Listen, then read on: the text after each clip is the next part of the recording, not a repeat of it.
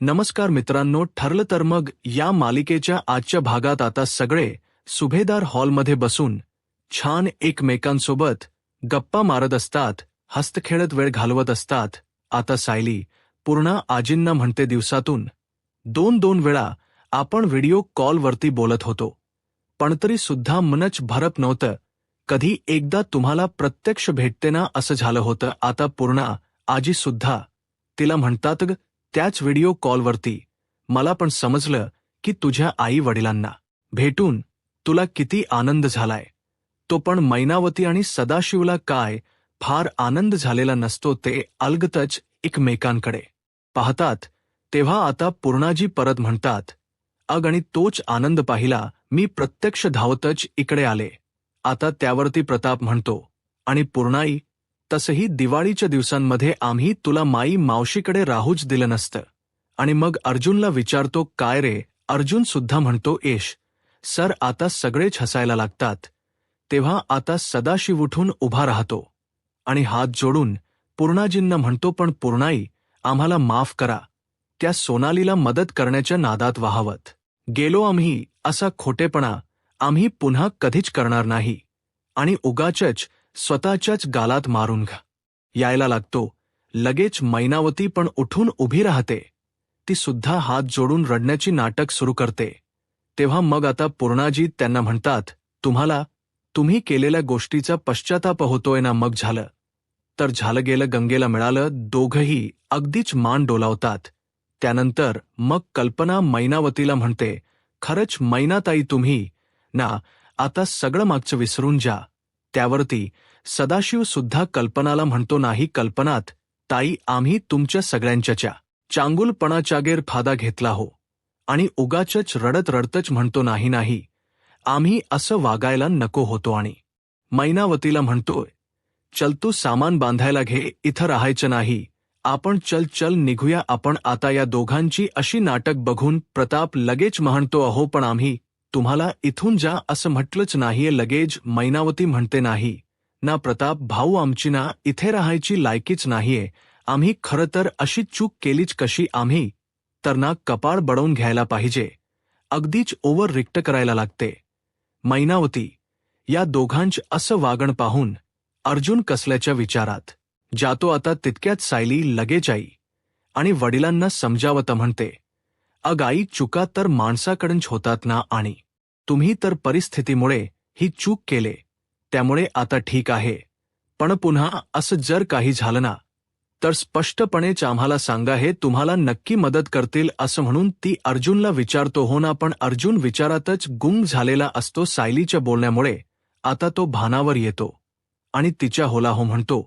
पण त्याच लक्ष पूर्णपणे सदाशिव आणि मैनावतीकडे असं. आता पूर्णा आजी सदाशिवला म्हणतात, मी घरी आले आणि तुम्ही जाण्याचा विषय काढला. आणि मायनेच म्हणतात, मी रागवेन, चालेल तुम्हाला आता? मैनावती लगेच म्हणते, नाही थांबतो आम्ही. आणि लगेच सदाशिवचा हात धरून त्याला खाली बसवते आणि म्हणते, बसा. आणि पूर्ण आजीना म्हणते, थांबलो आम्ही आता. पुन्हा सगळे हसायला लागतात.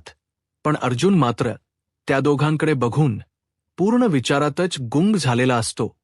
त्यावरती आता लगेचच अस्मिता हस्तच म्हणते, आजी, आता दिवाळीमध्ये घरामध्ये फुल फोरम असणारं, म्हणजे घरातल्या पणजीपासून ते माझ्या पोटातल्या पणती किंवा पण तू, तोपर्यंत सगळेच आनंदाने हसायला लागतात.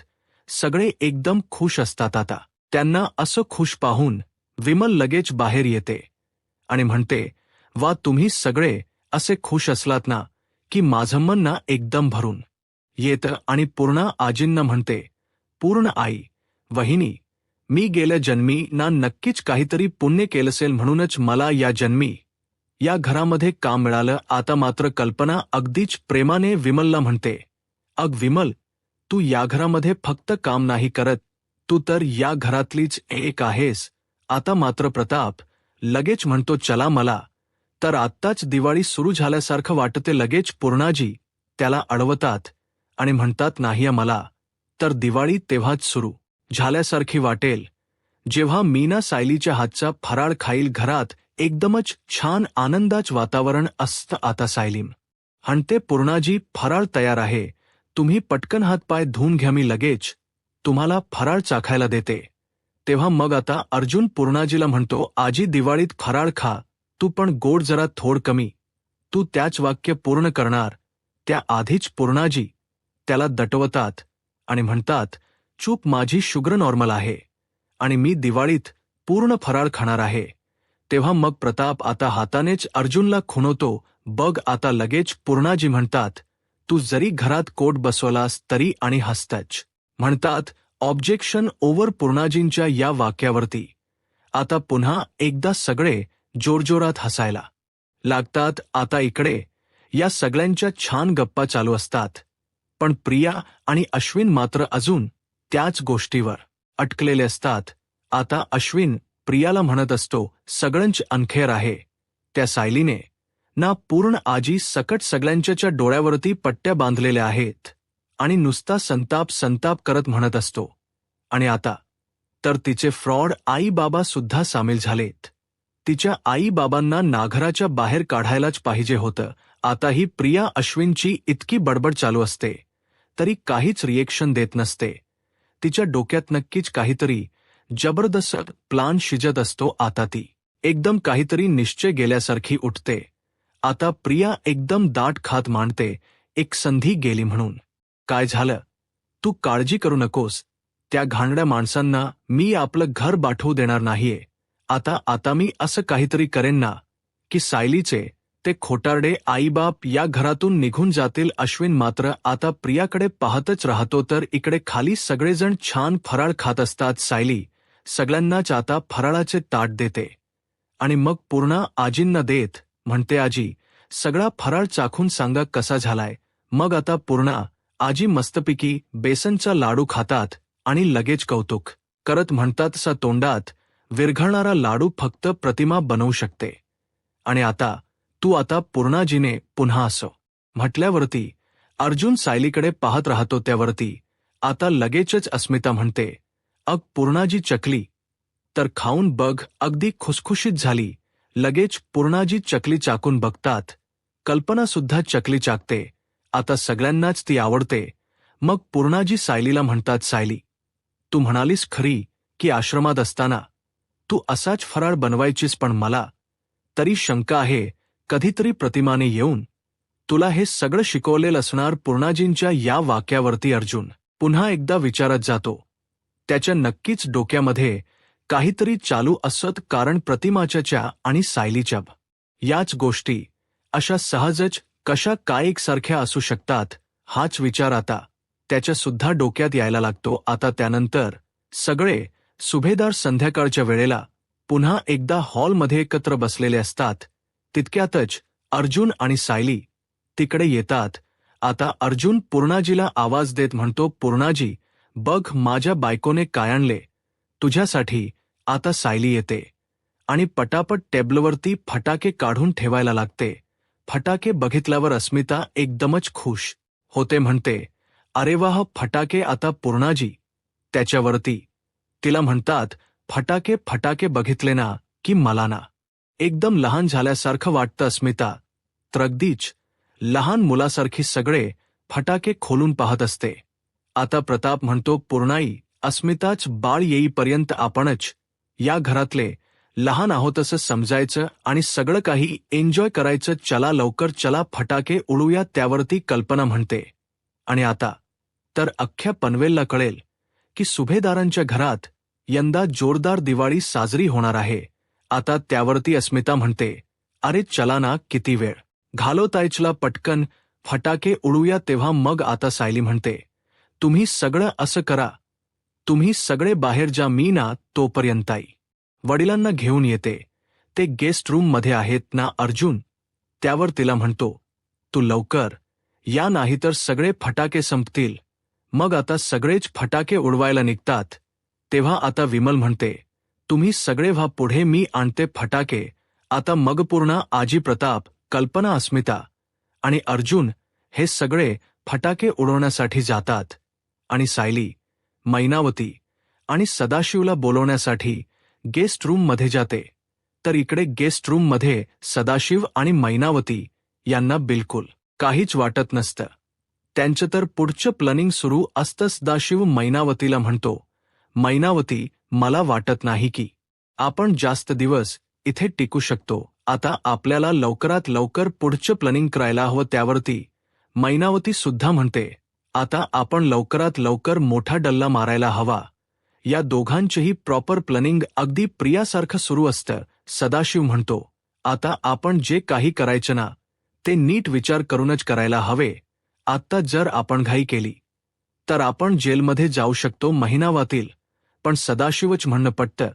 ती त्याला म्हणते, होय. सदाशिव पुढे तिला म्हणतो, आता चान्स मिळाला तर तो दिवाळीमध्येच मिळेल, नाहीतर दिवाळीनंतर तरी नक्की मोठा डल्ला मारायचा. आता या दोघांच हे प्लॅनिंग सुरू असताना नेमकी सायली तेवढ्यातच त्या दोघांना बोलवण्यासाठी येते आणि ती खोलीचा दरवाजा उघडते. सायलीच्या अचानक येण्याने सदाशिव आणि मैनावती दोघंही चांगलेच घाबरतात. आता दोघांनाही वाटतं की सायलीने त्यांचं सगळं बोलणं ऐकलं, कारण सायली सुद्धा त्यांच्याकडे एकदम प्रश्न पडल्यासारखेच पाहत असते. दोघेही पुरतेच घाबरतात. आता सायली आतमध्ये येते आणि त्यांना म्हणते, तुम्ही दोघेही इकडे काय करताय? तिने यांच काहीच बोलणं ऐकलेलं नसतं. आता ती त्यांना म्हणते, अरे बाहेर चला ना, सगळे गप्पा मारतायत. सदाशिव आणि मैनावती दोघांच्याही लक्षात येतं की सायलीने काही ऐकलेलं नाही. लगेच आता मैनावती ड्रामा सुरू करते आणि म्हणते, नाही, नको राहू. वाटतं ना की तो मान तुला सुद्धा मिळायलाच हवा. पूर्णाजी मात्र अश्विनच्या या बोलण्यावरती काहीच उत्तर देत नाहीत. सगळे जण अश्विनच्या या वागण्याला आता वैतागलेले असतात. प्रताप आता चिडूनच म्हणतो, अश्विन प्लीज, सणाच्या दिवशी आता हे सगळं नकोय. पण अश्विन काही वडिलांना पण जुमानत नाही. तो उलट उत्तर देत म्हणतो, का सणावाराच्या दिवशी अन्याय सहन करायचा असतो असं कुठे लिहिलंय का? आणि तसंही सुभेदारांच्या घरात आता न्याय होतो तरी कुठे?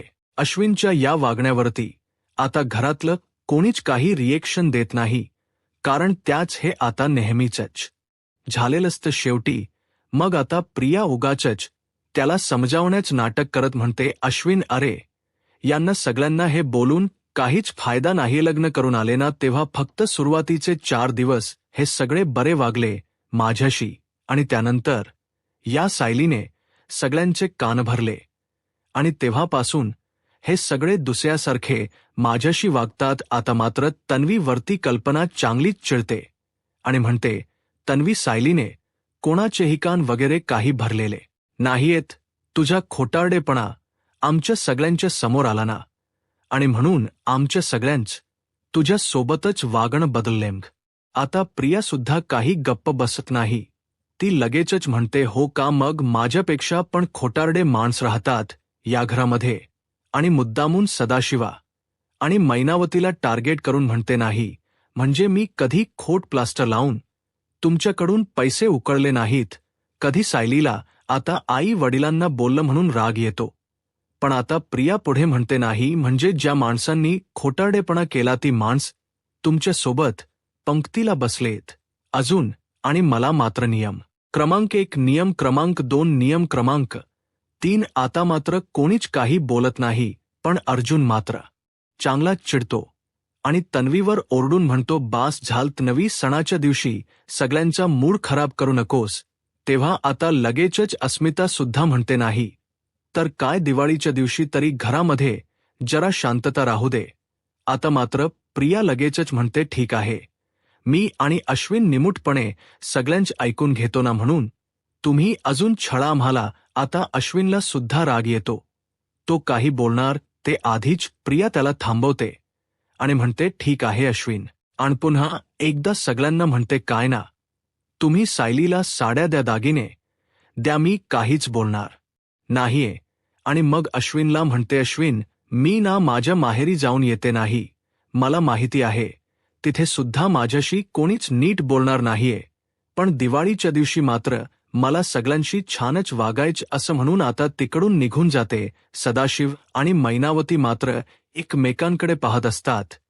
मैनावती लगेच सदाशिवकडे पाहते आणि प्रियाच्या नावाने तोंड वाकड करते. मग आता प्रिया गेल्यावरती अश्विन आणखीनच चिडतो आणि वर सगळ्यांना चारोप करत म्हणतो, माझ्या आणि माझ्या बायकोच्या अपमानाचा आजचा कोटा पूर्ण झाला असेल तर आता मीही जातो आणि हो हा तुम्हा सगळ्यांना हॅप्पी दिवाळी. अश्विनसाठी मात्र घरातल्या सगळ्यांनाच काळजी वाटत असते. त्याच्या असं सणासुदीच्या दिवशी नाराज होणं कोणालाच आवडत नाही. अर्जुन, अस्मिता, कल्पना, अगदी सायलीला सुद्धा त्याचंच निघून जाणं वाईट वाटतं. आता ही मैनावती लगेचच म्हणते, बाई बाई बाई, अग सायले, अग या तन्वीची जीभ आहे का सुरी नुसती अशी पटापटा पटापटा चालते. मग आता पूर्णा आजींना म्हणते, पूर्णाई, तुमच्या तो नातू त्या तुमच्या तन्वीच्या नादाला लागून कसा बोलला. पूर्णा आजी मात्र काहीच बोलत नाही.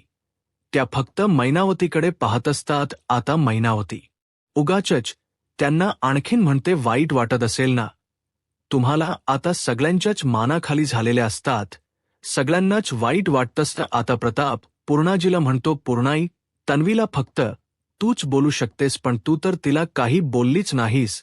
आता मग पूर्णाजी प्रतापला म्हणतात, हे बघ, माझं आणि सायलीच या बाबतीत आधीच बोलणं झालेलं आहे आणि ती जे मला म्हणते ते मला पटत. तन्वीशी वाद घालणं म्हणजे स्वतः चिखलात उडी मारण्यासारखं आहे.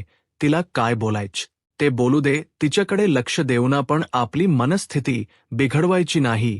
आता पूर्णाजी जेव्हा नाही म्हणतात तेव्हा बरोबर सायली सुद्धा तेव्हाच नाही म्हणते आणि मग सगळेच आनंदी होतात आणि पुन्हा एकदा सगळे झालेला प्रकार विसरून सगळ्यांच्या चेहऱ्यावर हसू येतात. आता सदाशिव म्हणतो, नाही, खरं आहे, सायलीने जेव्हापासून आम्हाला सांगितलं ना तेव्हापासून आम्ही पण तिच्याकडे दुर्लक्षच करतो. मग आता छान गप्पा रंगलेल्या असताना अर्जुन म्हणतो, तुम्ही सगळे आता गप्पा मारा, मी तोपर्यंत माझं काम संपून येतं. त्यावरती अस्मिता त्याला म्हणते, अरे तू आत्ताच म्हणालास ना आज नो काम. मग आता अर्जुन अस्मिताला म्हणतो, अगं पण हे संध्याकाळी, त्यासाठी मला आता काम करावं लागेल. म्हणजे मी आत्ता काम संपेन तेव्हा मी संध्याकाळी फ्री होईन. ओके ठीक आहे, मी निघतो असं म्हणून तो आता कॉफीचा मग उचलणार. तेवढ्यातच त्याच्या लक्षात येत कॉफी थंड झाली. आता तो नुसता सायलीला आवाज देतो, बायको सायली बरोबर ओळखते आणि त्याला म्हणते, ठीक आहे, मी कॉफी आणते गरम करून. अर्जुन आता त्याच्या रूममध्ये काम करत बसलेला असतो, पण त्याच्या डोक्यातून सदाशिव, मैनावतीने जे काही केलं आणि अश्विनने त्यांचा जो काही खोटेपणा उघड केलेला असतो, या सगळ्या गोष्टी त्याच्या डोक्यातून जातच नसतात. तो राहून राहून परत परत त्याच गोष्टींचा विचार करत असतो. त्याला राहून राहून अश्विनने डॉक्टर केदारना फोन लावलेला असतो आणि केदार जे सांगतात की त्यांनी मला पैसे ऑफर केले आणि माझ्याकडून खोटं प्लास्टर करून घेतलं. या सगळ्या गोष्टींचा अर्जुन आता सारखा सारखा विचार करत असतो आणि मग त्याला मैनावतीच सुद्धा वागणं आठवतं आणि मग तो मनातच विचार करतो, काहीतरी मिसमच आहे सायलीच्या वागण्यात आणि तिच्या आई वडिलांच्या वागण्यात. हा भरपूर डिफरन्स आहे. मला वाटतं मला अजून इन्व्हेस्टिगेशन करायलाच हवे. अर्जुन आता त्याच्या विचारात गुंग असताना सायली तिकडे येते कॉफी घेऊन. आता सायली कॉफीचं मग ठेवते आणि म्हणते, अहो कॉफी गरम करून आणली. पण तिच्या लक्षात येतं की अर्जुनच तिच्याकडे लक्षच नाही. मग सायली अर्जुनच्या डोळ्यासमोर अशी टिचकी वाजवते आणि म्हणते, अहो एवढा कसला विचार करताय आता. अर्जुन तिला त्यावरती म्हणतो, नाहीये का केसचा विचार करत होतो. मला वाटलं होतं तितकी ही केस साधी नाही, ही केस जास्तच कॉम्प्लिकेटेड निघाली. मी आता हाच विचार करत होतो की लवकरात लवकर सगळे पुरावे एकदाचे गोळा करतो आणि ही केस आता लवकरात लवकर संपवतोच. मग आता सायली अर्जुनची समजूत काढत म्हणते, संपेल ही केस, पण लवकरात लवकर संपेल. मधुभाऊंची केस संपायला किती वेळ लागला, पण शेवटी विजय तुमच्यात झाला ना, तशीच ही केस पण लवकरच संपेल. आता अर्जुन विषय बदलतो आणि तिला म्हणतो, अग माझं काम तर चालूच राहणार आहे, तू मात्र तुझी दिवाळी मस्त तुझ्या आई बाबांसोबत सेलिब्रेट कर. आता अर्जुन मुद्दामून सायलीला क्रॉस क्वेश्चन करतो आणि तिला म्हणतो, बर मला एक सांग, तू तुझ्या आई बाबांकडून तुझ्या जुन्या मेमरीज बद्दल काही विचारलंस की नाही. त्यावरती मग आता सायली म्हणते, अहो काय करू, फराळाच्या गडबडीमध्ये ना त्यांच्याशी निवांत गप्पा मारायला मला वेळच मिळाला नाही. म्हणजे मी अधूनमधून जाते तिथे त्यांच्या खोलीमध्ये गप्पा मारायला, पण सतत मला काहीतरी काम आठवतं आणि मग मला तिकडून निघून जावं लागतं. त्यावरती मग आता अर्जुन सायलीला म्हणतो, मग तू एक काम कर, आज त्यांना भेट आणि त्यांच्याशी निवांत गप्पा मार. नाहीतर एक काम करूया, मी सुद्धा आज येतो आणि आपण दोघं मिळून त्यांच्याशी निवांत गप्पा मारूया. मग आता सायली म्हणते, ठीक आहे चालेल, थोड्या वेळाने मी त्यांना चहा द्यायला जाणारच आहे. तोपर्यंत तुम्ही तुमचं काम आणि तुमची कॉफी दोन्हीही संपवा. तोपर्यंत मी आता प्रतिमा त्यांना सुद्धा फोन करून सांगते की पूर्णाजी परताल्यात म्हणून. आता अर्जुन तिला म्हणतो, ओके डन.